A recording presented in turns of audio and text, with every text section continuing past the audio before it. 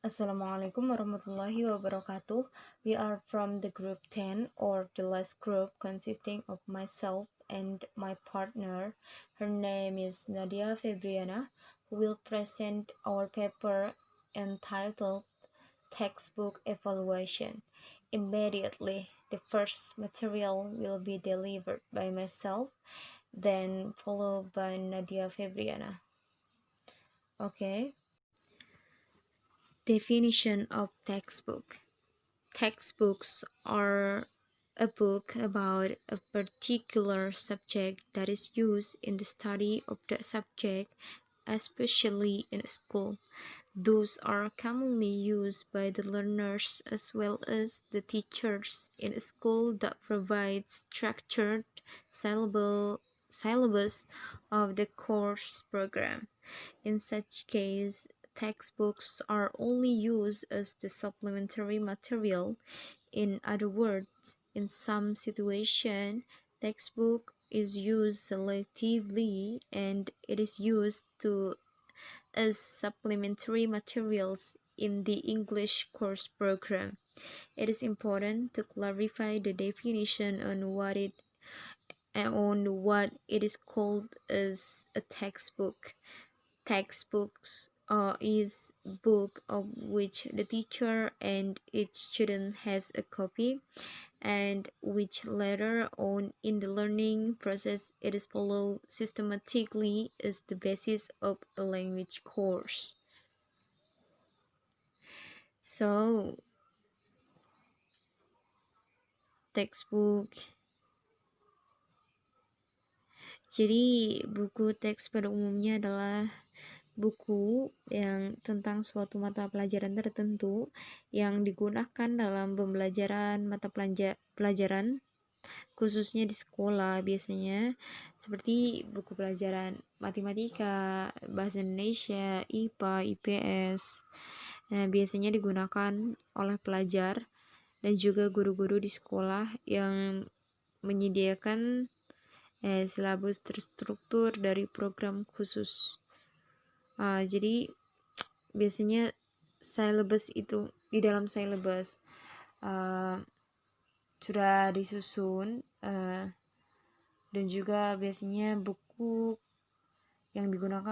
teks yang digunakan itu berdasarkan kurikulum berapa yang diambil dan buku teks itu yang digunakan. Nah, kemudian faktanya bahwa buku teks itu bisa di hampir seluruh Indonesia menggunakan buku teks, karena guru maupun apalagi siswanya pasti bergantung dengan buku teks. Nah, dalam hal ini buku teks hanya digunakan sebagai bahan pelengkap. Namun beberapa guru memilih buku teks dan menggunakannya di kelas mereka. Dengan kata lain, dalam beberapa situasi buku teks digunakan secara selektif dan digunakan sebagai bahan pelengkap dalam program kursus, misalkan bahasa Inggris, kursus bahasa Indonesia, atau kursus IPA atau IPS. Nah, oleh karena itu penting untuk memperjelas definisi tentang apa yang disebut dengan buku teks. Jadi buku teks itu adalah yang paling mudah dipahami. Dia memberikan posisi yang jelas tentang istilah buku teks ketika diskusi sampai pada perlunya menggunakan buku teks. Dijelaskan bahwa buku teks adalah buku yang dimiliki oleh guru dan setiap siswa yang kemudian dalam proses pembelajaran diikuti secara sistematis sebagai dasar dari suatu kursus bahasa, seperti ya buku kursus bahasa Inggris. Bahasa Inggris ini kan biasanya ada 4 skill, entah itu belajar tentang writing. Nah, menggunakan buku teks yang lain, bagaimana panduan tentang menulis yang baik dan benar misalkan, seperti itu. Dan bagaimana seperti biasanya grammar, penulisannya seperti apa yang benar, atau grammar menjelaskan tentang buku-buku Seperti itu contohnya. Nah, kemudian definition of evaluation. Evaluation is a long process conducted to provide information. The information is to improve curriculum, teacher development, students, the effectiveness of teaching and learning process, and materials use. All things mentioned are to achieve educational and instructional goals. Nah, jadi definisi dari evaluasi, biasanya evaluasi ini yang paling singkatnya adalah merupakan proses yang panjang yang dilakukan untuk memberikan informasinya untuk memperbaiki kurikulum, perkembangan guru, siswa, keefektifan proses belajar mengajar, dan materi yang digunakan. Semua hal yang disebutkan adalah untuk mencapai tujuan pendidikan dan instructional. Nah, textbooks evaluation is very vital for language learning and teaching, textbook writing, teacher training, and professional growth. Nah, jadi evaluasi buku teks ini sangat penting untuk pembelajaran dan pengajaran bahasa, penulisan buku teks, dan pelatihan guru, dan juga demi pertumbuhan yang profesional. And then criteria of textbook. Koenigswert 1995 proposes 4 criteria for evaluating textbooks. There include first, corresponding to the learner's need. Jadi yang pertama itu dulu sesuai dengan kebutuhan pelajar. Jadi yang dimaksudnya di sini adalah jadi buku teks itu diwujudkan melalui isi materinya. Materi itu harus sesuai dengan kebutuhan peserta didik dalam 3 bidang utama, yaitu materi bahasa, keterampilan, dan strategi komunikatif. And second, reflecting the present and future of language. Jadi yang kedua itu adalah mencerminkan masa kini dan masa depan bahasa. Jadi kriteria yang kedua ini terkait dengan prinsip bahwa buku teks harus mencerminkan penggunaan bahasa saat ini dan masa depan. Nah, jadi asas ini mempertimbangkan gagasan tentang menyediakan konten bahasa dan item yang terkait erat dengan apa yang perlu dipelajari siswa. Penggunaan bahasa yang efektif bagi peserta didik bervariasi setidaknya dalam 3 situasi, yaitu pribadi, profesional, dan akademis. Dengan demikian, buku teks juga harus mempertimbangkan bahasa di luar kelas untuk membekali siswa dengan penggunaan bahasa dalam lingkungan kehidupan nyata. And third, facilitating learning in various ways. Nah, jadi yang ketiga itu memfasilitasi pembelajaran dengan berbagai cara. Jadi pada buku teks harus memfasilitasi proses belajar peserta didik, karena buku teks mempromosikan gaya belajar tertentu baik eksplisit maupun implisit. Kriteria ini berusaha menjawab pertanyaan tentang apa itu dan bagaimana gaya tersebut dikemukakan. Selain itu, memfasilitasi pembelajaran peserta didik dapat dilakukan melalui pembinaan motivasi. Dalam hal ini, buku teks harus memiliki berbagai tugas dan topik sebagai faktor yang kuat untuk meningkatkan motivasi peserta didik.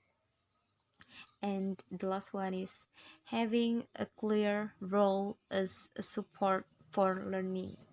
Jadi yang keempat itu adalah memiliki peran yang jelas sebagai penunjang pembelajaran. Kriteria terakhir ini memiliki peran yang jelas sebagai penunjang pembelajaran terkait dengan dukungan terhadap guru dan peserta didik. Bagi guru, buku teks menyediakan bahan siap pakai, teks, ide untuk mengajar, latihan, dan tugas. Sementara mereka menyediakan materi untuk diajarkan bagi guru, buku teks mendukung peserta didik dalam 2 cara, termasuk Mereka termasuk menyediakan model bahasa yang dapat diajarkan dan memberikan latihan dan tugas yang mendukung pembelajaran peserta didik. Nah, jadi ini menurut Konigswörth kriteria-kriteria dari textbook.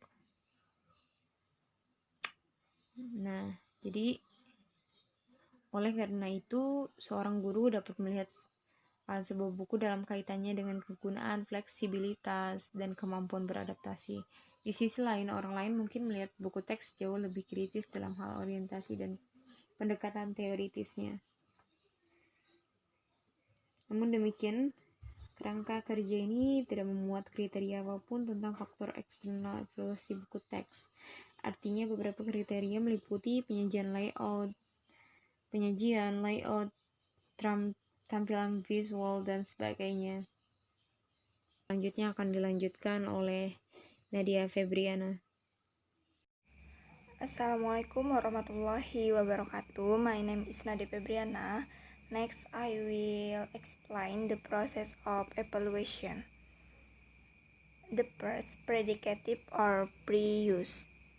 Evaluation that is also the most difficult kind of evaluation as there is no actual experience of using the books for us to draw on. Jadi maksudnya itu proses evaluasi ada 3. Yang pertama predikatif, di mana predikatif ini atau prapenggunaan yang juga merupakan jenis evaluasi yang dianggap paling sulit karena tidak ada pengalaman aktual menggunakan buku untuk kita gambarkan. And the second, in-use evaluation refers to course book evaluation whilst the material is in use. Jadi yang kedua ini adalah evaluasi yang sedang digunakan mengacu pada evaluasi buku pelajaran saat materi sedang digunakan. And the third, retrospective or post-use. Evaluation provides retrospective assessment of a course book's performance and can be useful for identifying strengths and weakness which emerge over a period of continuous use. Jadi yang ketiga ini adalah evaluasi retrospektif atau setelah penggunaan. Ini gunanya untuk memberikan penilaian retrospektif dari kinerja buku pelajaran dan dapat digunakan untuk mengidentifikasi kekuatan atau kelemahan yang muncul selama periode penggunaan berkelanjutan. Next, advantage of textbook. The course book provides a clear framework for both teacher and learners. Following this framework, they feel progress. Jadi buku kursus memberikan suatu kerangka kerja yang jelas bagi guru dan pelajar. Mengikuti kerangka kerja ini, mereka merasakan kemajuan. The second, sometimes it is used as a syllabus in which the content is systematically determined. Terkadang juga ini itu digunakan sebagai silabus yang isinya ditentukan secara sistematis. Third, it provides teacher with ready-made text and tasks of appropriate level of difficulty and save their time. Jadi kelebihan textbook ini juga memberi guru teks dan tugas yang sudah jadi dengan tingkat kesulitan yang sesuai dan menghemat waktu mereka. Large amount of information are presented with the lowest price, then economical textbook is better than other types of material. Jadi kelebihan textbook yang selanjutnya yaitu banyak sekali informasi yang bisa disajikan dengan harga terendah. Maka secara ekonomis buku teks ini lebih baik dari jenis bahan lainnya. Selanjutnya, the transportation and use of a textbook is easy and it does not need extra equipment. Jadi pengangkutan dan penggunaan buku teks sangat mudah dan tidak membutuhkan peralatan tambahan. Yang terakhir, kelebihan dari textbook ini adalah the course book can be used as guidance for inexperienced teacher and it also increase the autonomy of the learners. Jadi buku kursus ini dapat digunakan sebagai panduan bagi pendidik atau guru yang belum berpengalaman dan juga gunanya ini untuk meningkatkan kemandirian peserta didik. Next, disinfect of textbook. Jadi di sini selain ada kelebihan dari textbook itu sendiri, di sini ada kekurangan dari textbook itu sendiri. Yang mana? Yang pertama, inequality. Every individual learner has its own need and a course book cannot specify all of them. Jadi yang pertama di sini kekurangan dari textbook ini sendiri adalah ketidakcukupan. Maksudnya ketidakcukupan itu apa? Setiap pelajar memiliki kebutuhannya sendiri dan buku kursus tidak dapat memuaskan mereka semua. Jadi kan setiap murid itu berbeda-beda dalam memahami sesuatu hal. Jadi ada yang puas dengan textbook ini, ada juga yang tidak. Yang kedua adalah irrelevant or lack of interest. All the topics and activities of a course book may not match the interest of the learners. Jadi maksudnya itu tidak relevan atau kurang minat. Semua topik dan kegiatan buku kursus mungkin tidak sesuai dengan minat peserta didik. Masih berkaitan dengan yang nomor 1 tadi. And the third limitation, course book establish a confining situation and thwart the creativity of the teacher. Jadi ada batasan dari buku kursus ini untuk membentuk situasi yang membatasi dan menggagalkan kreativitas guru. Next, homogeneity. Every course book has its own purpose and approach and neglect the individual difference of the learners regarding the strategies and styles of learning. Jadi maksudnya di sini adalah homogenitas.